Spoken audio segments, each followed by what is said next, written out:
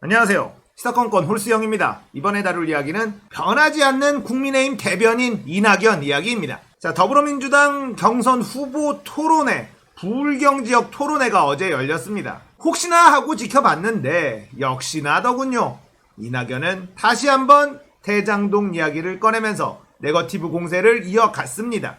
하지만 논조는 조금 달라졌어요. 그 전에는 대장동 의혹의 몸통이 이재명 아니냐, 이런 식으로 국민의힘과 조중동의 논리를 그대로 받아서 공격을 했다면 이제는 한 발 물러서기는 했습니다. 근데 한 발 물러서서 하는 얘기가 나는 더 꼴보기가 싫어. 어떤 식으로 얘기를 했냐면, 민간 사업자가 그렇게 문제가 생기는 걸 성남시장일 때 왜 몰랐느냐, 이런 식으로 또 책임을 묻습니다. 그런 식으로 따지면 당신이 국무총리일 때 나라에 문제가 생겼던 거 다 당신이 책임집니까? 책임을 져야 될 영역이 있고 책임이 없는 영역이 있잖아요. 이재명 시장은 그 당시에 민간이 다 해먹으려고 하는 걸 끼어들어서 5,503억을 땡겨온 거예요. 그리고 나머지 이익은 그들이 지지고 볶고 뭐 뒹굴고 삶아 먹든 그들이 알아서 하는 겁니다. 그런데 왜 여기서 수많은 이익이 나오고 뭔가 이상한 일들이 벌어지고 있는 걸 왜 성남시장 때 몰랐느냐라고 책임을 묻고 앉아 있습니다.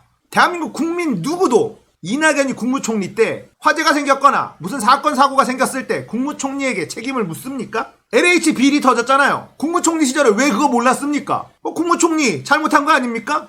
LH가 썩어서 골마 터지고 있는데 왜 몰랐습니까? 왜 일 안 했습니까? 이렇게 얘기하는 게 말이 되나요? 이 양반은 답이 안 나와. 대통령 감이 아니에요. 거기다가 이번에는 더 치졸한 방법을 쓰는데 내가 너무 짜증이 나. 일단 그 장면 한번 보겠습니다. 예, 먼저 박용진 후보께 여쭙겠습니다. 네. 예, 그저께 토론회 때도 제가 비슷한 질문을 드렸습니다. 대장동 화천대유입니까? 그 작은 기업의 변호인단에 김수남 전 검찰총장도 포함됐다는 보도가 최근에 나왔습니다. 권순일 전 대법관, 박영수 전 특검, 김수남 전 검찰총장. 그래서 일부에서는 최대 로펌도 그 정도는 아닐 것이다 라는 말도 있고, 최대 기업도 그 정도 변호인단은 구성을 못할 것이다, 이런 얘기도 있습니다.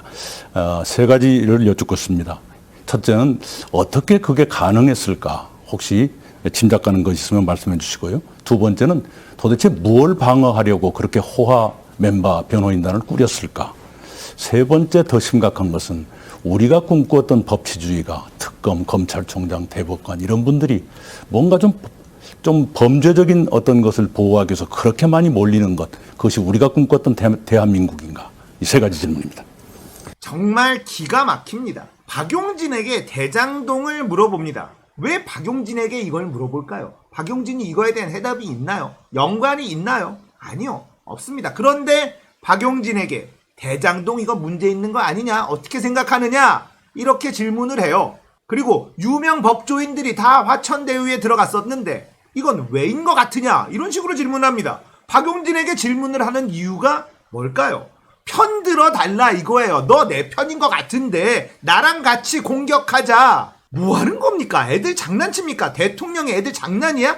이낙연 씨, 그렇게 쫌팽이처럼 속이 좁아가지고 어떻게 대한민국을 끌고 가려고 하는 겁니까? 내려오세요 그냥. 이게 뭐 하는 짓입니까? 박용진한테 질문할 거리라고 생각하나요? 박용진 후보가 나랑 비슷한 성향인 것 같으니까 나랑 한편 먹고 동의를 이끌어내서 이재명을 공격하자, 그냥 이거 아닙니까? 애들끼리 모여있으면 갈라치기해서 편 딱 나누는 그런 짓 하고 있는 것 아닙니까? 이런 인간이 무슨 대통령을 하겠다고. 진짜 한심하다 이낙연. 이제는 이낙연에게는 막말을 해도 돼요. 동지의 언어 이런 거를 쓸 수 없는 인간입니다. 나중에 원팀이 안 되면 어떡하느냐? 원팀 하겠죠. 자기도 정치 생명이라는 걸 생각하기 때문에 원팀 할 겁니다. 밖에 나가면 누가 받아주긴 할까요? 그나마 민주당 내에 있어야 뭐라도 떨어진다는 걸 잘 알고 있을 겁니다. 만약에 이낙연이 원팀을 안 한다라고 한다면 경선 도중 포기하고 단독 출마 선언을 하게 될 겁니다. 뭐가 됐든 간에 저는 이낙연을 민주당이라고 생각하지 않아요. 우리 편이라고도 생각하지 않습니다.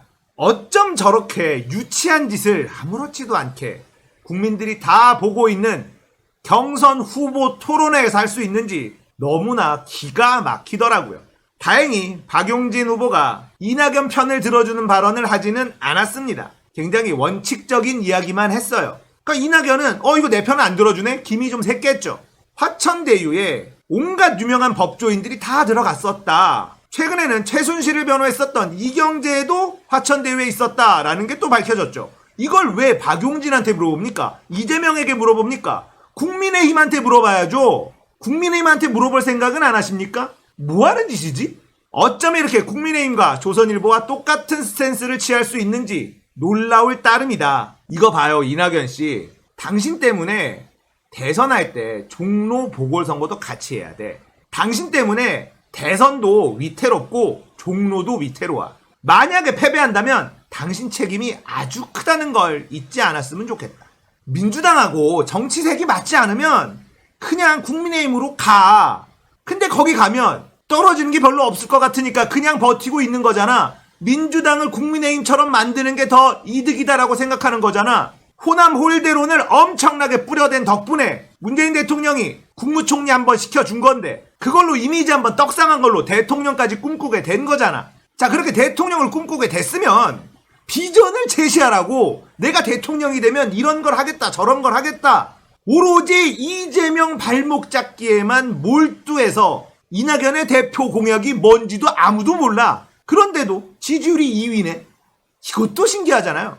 이낙연, 네 정치를 해. 네 정치. 남이 정치 잘하나 못하나 이것만 쳐다보지 말고 당신의 정치를 하라고.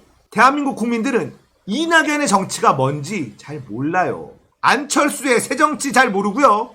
박근혜의 창조경제 뭔지 모르고 이낙연의 정치도 뭔지 모른다는 거. 슬프지 않나? 내가 무슨 정치를 하려고 하는지 국민들이 아무도 모른다는 게 슬프지 않아? 관심이 없어. 왜냐? 이낙연은 무슨 정치를 할지 본인이 본인에게 관심이 없거든. 적폐 카르텔하고 잘 짬짬이해서 부귀영화 누릴 생각밖에 없는 거 아닙니까? 그러지 않고서는 어떻게 이 귀한 경선 후보 토론회에서 오로지 이재명 공격에만 몰두하느냐 이 말입니다. 안 아까워요? 이 귀한 시간이 아깝지 않습니까? 나의 정책을 조금이라도 더 홍보하고 이재명과 추미애보다 내가 더 낫다라는 걸 알릴 생각을 해야지. 뭐 하는 짓입니까? 추하게. 늙어서 추해지면 답이 안 나와요, 아저씨. 젊었을 때 추한 건 복구할 수가 있어. 아저씨 나이에 추해지잖아요. 답이 안 나옵니다. 그 나이 먹어서 정신 차리길 바라는 건 무리겠고 그냥 뒷방으로 들어가 좀 쉬길 바랍니다. 아니면 가열차게 떨쳐 나가서 국민의힘에 가시든가. 자, 이낙연은 이재명에게 또 이런 공격을 해요. 결과적으로 지금 문제가 있는 것 아니냐. 문제가 있는 일에 당사자, 책임자였던 게 이재명 당신 아니냐. 이런 식으로 얘기를 해요. 그 당시에는 문제가 없었는데 지금 문제가 생긴 거란 말이에요. 왜냐? 너무 많은 이득을 봤다는 게 지금 문제예요. 부동산 값이 많이 올라서 문제예요. 그러면 문재인 대통령한테 책임을 물을 겁니까? 화천대유가 이렇게 많은 돈을 벌게 된 건 문재인 대통령 때문이다 이렇게 말해보세요. 그건 못하겠죠. 왜냐? 표 떨어질 게 뻔하니까. 힘없는 성남시장을 공격하는 겁니다. 그 당시에는 아무 문제가 없었는데 말이죠. 다시 정리해드립니다. 대장동 건은요. 민간이 성남시가 가지고 간 5,500억까지도 홀라당 다 해먹으려고 하는 거 성남시장 이재명이 들어가서 그거 땡겨온 거예요. 억지로 땡겨온 겁니다. 그거 이외에는 할 수 있는 게 아무것도 없었습니다. 최선이었어요. 자, 예를 들어볼게요. 부산의 LCT. 자, 해운대가 보이는 곳에 아파트를 짓습니다. 초고층 아파트를 지어요. 여기에 인허가권을 내준 건 누굴까요? 부산시였습니다. 거기에 도로 깔아준 건 누굴까요? 부산시였습니다. 무슨 돈으로 깔아줬을까요? 세금으로 깔아줬어요. 그리고 나서 LCT 관련해서 난 이득은 누가 가져갔을까요? 업자들이 다 가져갔어요. 이재명은 이 판에 끼어들어서 부산시가 가져가야 될 이득을 어느 정도 확보한 일을 한 거예요. LCT를 예를 들면 딱 이해가 될 겁니다. LCT는 쟤네들이 다 해먹었단 말이에요. 자, 그럼 LCT가 이걸 다 해먹는데 부산시가 돕지 않으면 될까요? 자, 인허가건으로 각종 비리가 발생할 수밖에 없는 구조라는 겁니다. 부산시가 아무런 이득을 가져갈 게 없어요.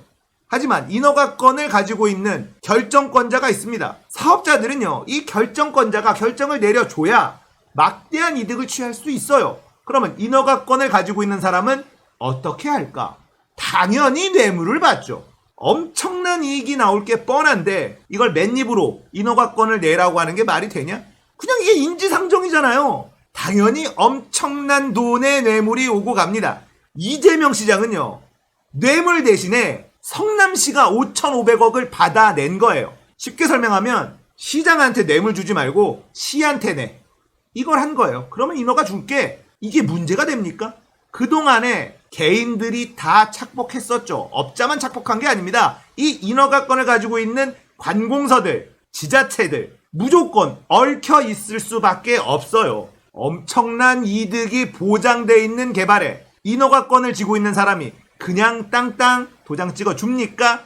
지금까지 늘 그렇게 많은 검은 돈들이 오고 갔었던 겁니다. 대장동은 그걸 안 하고 투명하게 성남시가 가지고 온 거예요. 이 5,500억은요, 다른 당의, 저쪽 당의 시장이었으면 자기들끼리 다 찢어서 나눠 먹었을 겁니다. 그것뿐이 아닐 거예요. 그 지역의 도로, 터널, 이건 또 시가 해야 돼요. 이건 또 세금으로 다 지어줬겠죠. 더 많은 손해를 보게 만들었을 겁니다. 대장동 건은 파도 이재명이 잘한 일이다. 이낙연은 이젠 지긋지긋한 이재명 공격 좀 그만해라. 오늘 내일 호남 투표 결과가 나옵니다. 이낙연이 정말 꼭 끌어졌으면 좋겠습니다. 더 이상 경선을 이어갈 수 없도록 희망을 완전히 꺾어줬으면 좋겠습니다. 호남 분들이라면 그러실 거라 믿습니다. 변하지 않는 국민의힘 대변인 이낙연 이야기였습니다. 공감되셨다면 구독, 좋아요, 알림 설정 부탁드릴게요. 감사합니다.